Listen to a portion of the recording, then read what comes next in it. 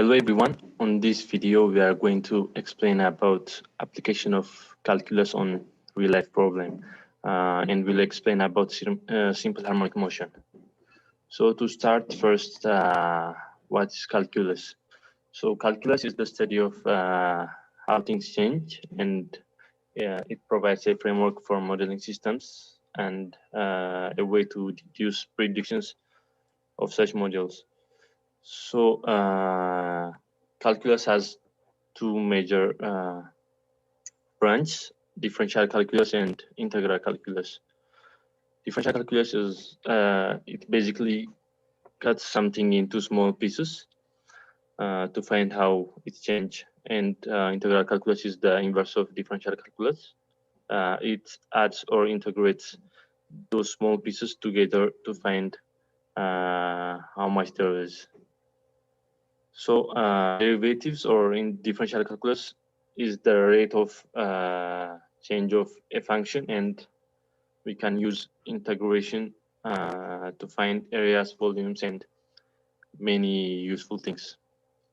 So when we go to the technical terms, so first, a magnitude is a measure of size of a physical quantity, and the periodic motion is a motion that returns to its initial position in equal period of time. And then the next one is equilibrium position. It's a state of an object when the force that acts on that object is equal to 0, or when the forces are balanced. And pendulum is a suspended weight from a pivot that swings freely. And the spring is an elastic device that can be pulled or pressed, and it goes back to its former shape when it's released. And amplitude is the maximum displacement of oscillating systems like pendulum and springs. And restoring force is the force which acts on a body to bring it to its equilibrium position. The next one is kinetic energy. It's the energy of a body during a motion or when it's in motion. And the potential energy is an energy which it's stored in an object, and it's based on an arrangement of the so next we are going to see about simple harmonic motion. So before talking about simple harmonic motion, we first have to understand the periodic motion, because the simple harmonic motion is one of the examples of the periodic motion. The periodic motion, let me first give you an example. Like when you are moving around, you can see the cars moving, like the way the wheels of the cars are moving, that motions. And also you can look at the clocks of the hands, and also the leaves of the tree. When there is like a wind breeze, they are moving back and forth. That movement are repeating themselves. And that set of movements, you can call it like oscillations. And there's repeating motions are called the periodic motions. So, and also the simple harmonic motion is one of the examples of the periodic motion, as it is moving back and forth. So in simple, we can call the simple harmonic motion the motion of back and forth of an object caused by the spring, caused by the force of the spring when there is a frictionless during that motions. So I can give you another example. Like I've talked about the cars when moving, the wheels of the cars. So we are going to talk more about the design of cars to understand the simple harmonic motion and how it's applicable in the designs of the cars. So we are going to talk about the mass spring oscillations. So we can continue with mass spring oscillations. Okay. In order to understand the mass spring oscillation, it is important that we'll talk about the Hooke's law. And basically, the Hooke's law states that the force needed to extend or compress a spring by some distance is directly proportional to that distance. So and the formula for the Hooke's law is in form of an equation, which is F equals to negative kx. So, and the F is the force exerted by the spring in Newton, while the K is the spring constant in Newton, and the X is the change in length or the extension or compression of the spring in meters. So we are going to look more on the spring in the suspension system. Basically, what the Hooke's law states is that it's the theory of elasticity that states that the expansion extension of a spring is equal to the load applied to it. So if there's a particular load X applied to um to a force, it's basically equals or it's equivalent to the load that is applied to it. And the negative sign in the equation connotes the force of the spring, which is being always opposite to the direction of the movement of the object. So when the block compresses the spring will push the block out, and when the block stretches out, the spring will pull in. So this means that the spring is trying to return to its equilibrium position. Proceeding on, so as we started with what is calculus and then went into springs, you may be asking yourself then what is calculus doing in all of this. So first to try, we will use calculus in order to find the work done by the spring. Why do we need the work done by the spring? As we said, our application is going to be dealing with car suspension. Car suspension, as you see in following in the document, are made of some springs which stretch and compress depending on forces being acting on the car. So as work is the force per unit length per meter in most cases, so knowing that force applying on the car would in some cases minimizing that work being exerted on the springs of a car would increase comfort of the passengers in the car. That's why we need to understand why what is work and then why are we bringing in work in this application. So these are the formulas. As my colleague said, the restoring force is equal to neg k times the difference in displacement, where the initial displacement is the original displacement being zero, and then the final suspension, say a suspension x, which is x minus zero, in say in the case I'm talking about, which becomes then k times neg k times x. So as I said, the work is the force per unit length being uh, uh, force times the distance which was moved, the displacement that was moved by the block or body attached to the spring, which would be wheels in our case, or the metals attached to the wheels. So first, we also add on that the force created by the spring is not constant as and increases proportionally with the displacement. So this means that as you stretch the spring, the force uh, created by the spring is not the same as the distance is not the same. This graph, I don't know if you can see my cursor, is denotes this statement that I just said, meaning that as the force increase and the displacement increase, then the spring stiffness increases as well. So, as I was saying, as also my colleague said about calculus, calculus involves integral calculus and differential calculus. Here we'll be using integral calculus to find the work.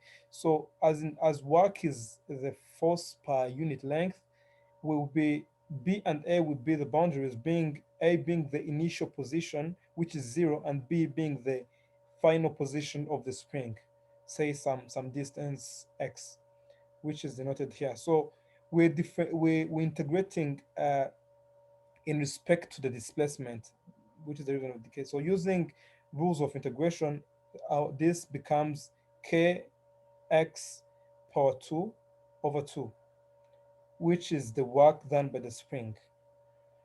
Yeah, so my colleague will also talk about like the application, what we're actually talking about the suspension system in a car. Thank you. Yeah. We're going to model the suspension system using a car, and basically going to talk about the springs and the dampers and how they work in the suspension system. So the suspension system affects how the drivers control the car and how occupants experience comfort. Um, the spring, which is part of the suspension system, regulates the movement of the wheel. That is to move up to avoid either to avoid bumpers or cracks along the road or potholes, while the dampers make the car stay in a stationary position. The spring and the dampers are the two most important components of the suspension system. So the spring works or serves as an energy storage unit, like the coil or the leaf springs, which we are going to see below. And these are commonly found at the back of the trucks, while the dampers work as a shock absorber. So the energy that the spring saves or stores, and when it's being dissipated or released, there is a force that comes with it. There's a velocity that comes with it. But then the damper works as a shock absorber to either save the energy or dissipate the energy in the appropriate way. So the great thing about shock absorbers is that they react to the velocity that hits them. For instance, if you're driving along the road very fast and you hit a bump, the damper is going to react according to the force that hits it, such that the larger speed that hits it, if the speed is large that hits it, it will dampen more, or if it's lower or slower, it would dampen less, right? Also, the suspension system works in the braking and the acceleration in cars, and to model what the suspension system does in a car, we imagine there is a car with a large mass of weight.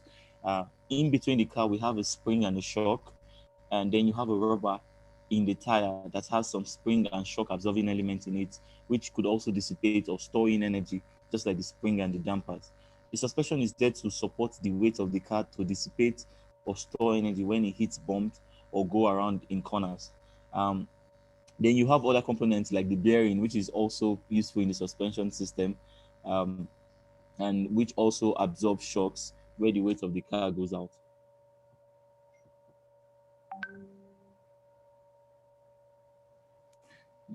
Like you see here, this is the tire, and this is the coil spring. This is the coil spring at the top, the leaf spring at the top rather, and the image below is the coil spring, which has the damper and the coil spring, and the damper there serves as a shock absorber just in case there's a lot of energy that is being dissipated from the spring.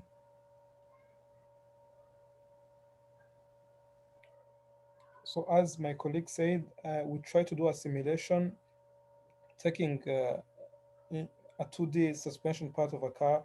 So this is a small snapshot of the code which is displayed fully here. I don't know if you can see my screen. Let me try. If you can, let me Yes, we know. can. Okay, Yes, very we good, can, please. very good, very good. So we try to use some libraries, SciPy, and then to try to simulate how the car moves, and the suspension. Sorry, the suspension system works in a car. So it will be displayed in short.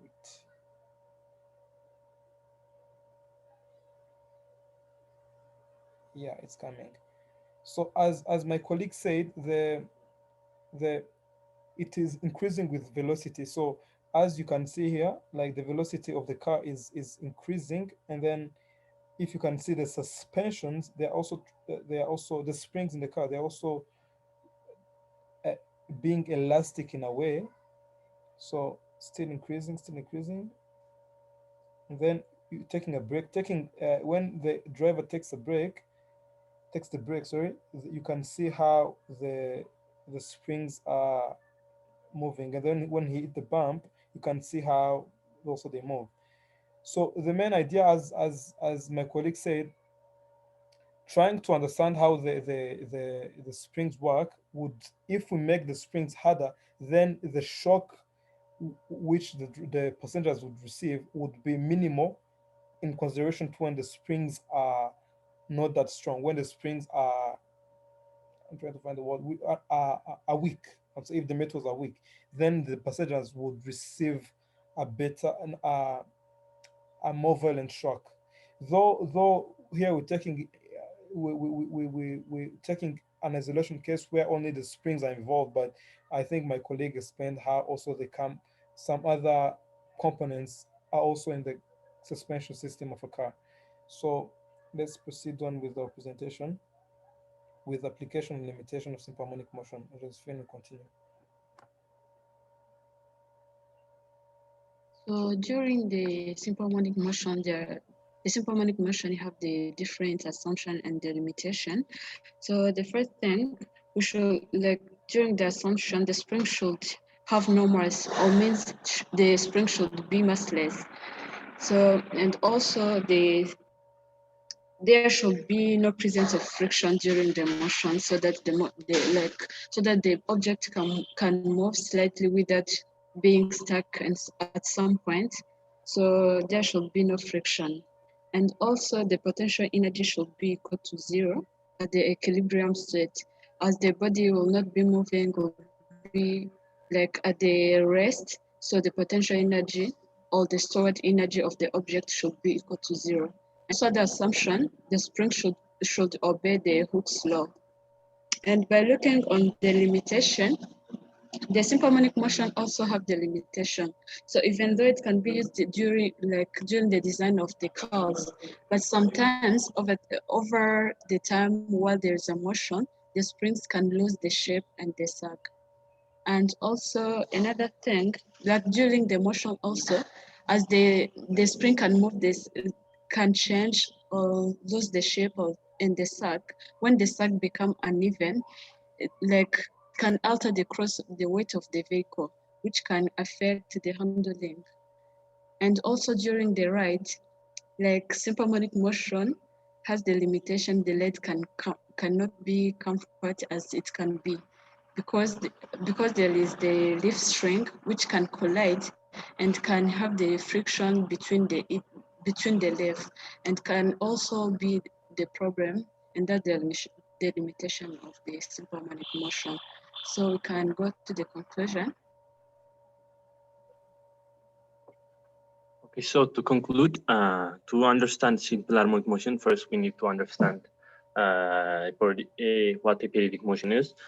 And yeah, in short, we are surrounded by simple harmonic motions, and it's very, very useful to understand how they work and how continuous change can be put into use to create innovative solutions. And calculus is very useful to understand those continuous changes. Yeah, thank you. Thank you very much. This was a presentation. Below you would find the references of the sources we used in our document. Thank you for taking the time to listen to us.